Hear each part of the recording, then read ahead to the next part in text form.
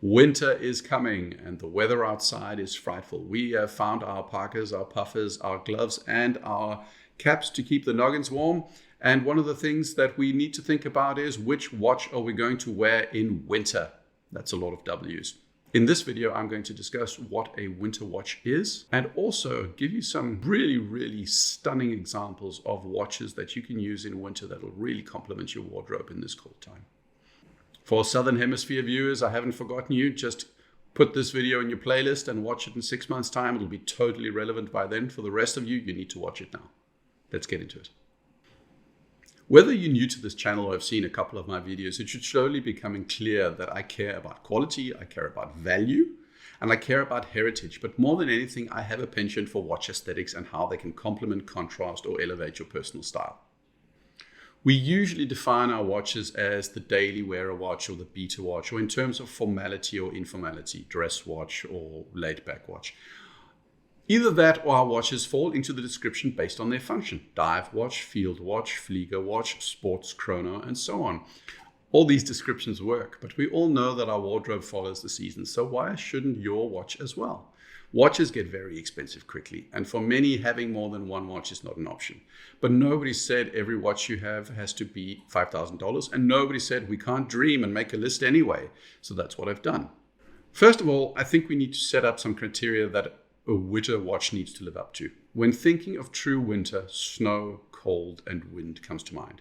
The landscape in the far north is powdery white, green pines, clear blue skies, well, at least when the sun is out. Warmth comes first, with furs, puffers, and full body parkas coming to mind.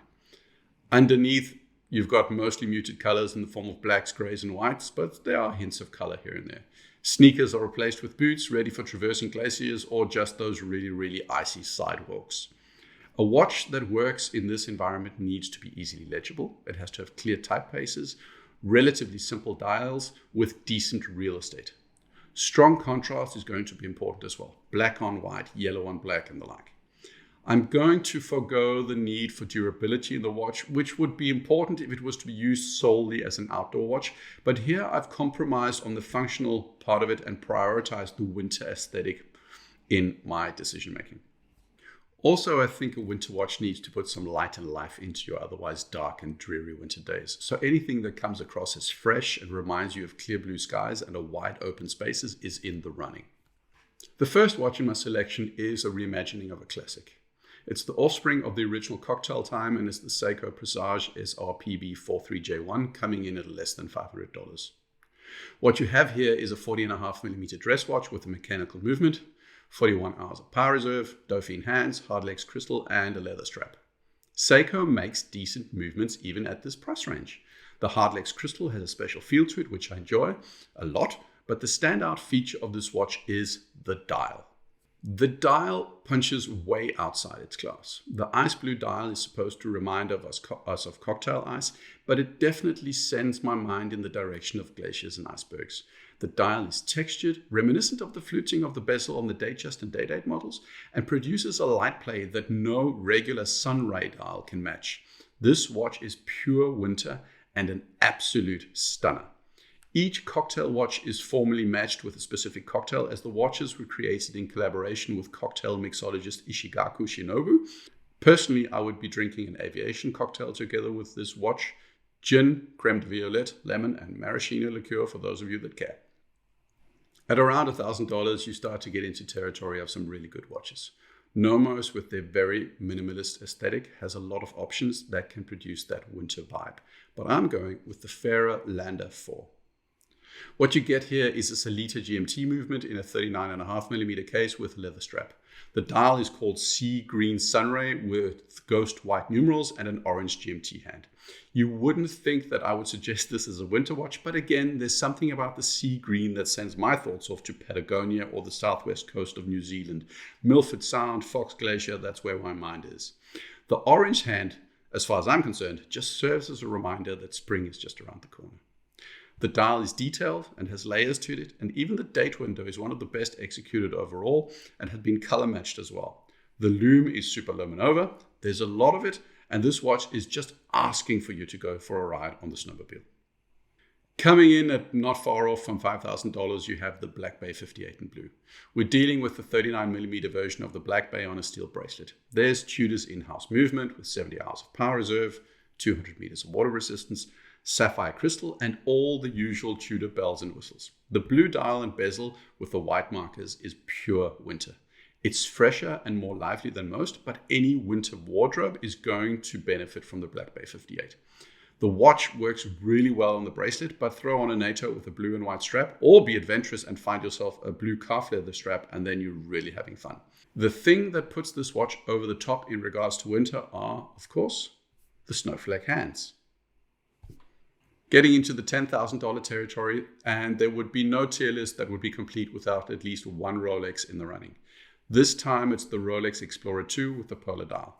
There are numerous iterations of the Explorer 2, but for brevity's sake, we're sticking with lumping them into the 16570, 216570, and 2266570, because the 16570 has had several iterations included throughout time. Personally, I like the gloss style on the 216570, but from a size and proportionality perspective, the 226 and the 16570 win out compared to the beefy maxi case version. The maxi case is the least versatile of the watches, but overall you can't really go wrong. So next time you're going up Mount Everest and you're not wearing the original Explorer, this should be the winter watch on your wrist. I've also actually got another alternative in this price range. So it's actually going to be 6 watches instead of 5. But I just had to have this watch in the selection. It's the Breitling Navitimer BO1 chronograph at 43mm. Breitling has been out of favor for a while, but recently they've been getting their act increasingly together.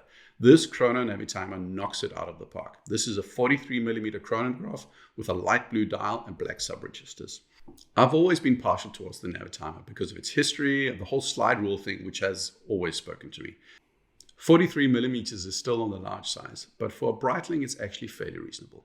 Because the face is almost all dial, it has a lot of wrist presence. The outer ring of the dial is black, which compensates a little, but it's the blue main dial that I adore. If I was flying through a blizzard snowstorm, this would be the watch I would want on my wrist to guide me through. Finally, there's the I have more money than sense winter watch. It's my Grail brand, which is the A. Lange und Söhne. The specific model is the Lange 1815 Rattrapante in platinum. This is a price on request platinum piece of haute horology. Hell, it's so beautiful, I suggest you wear it upside down with the movement facing out. The movement itself is that well finished, and with the gold accent and blue screws, the movement pulls off winter vibe itself easily. If you're wearing it like a normal person, you get a 41.2mm case in platinum, haute horology movement, Rattrapante chronograph, Argenteuil dial, and sword hands.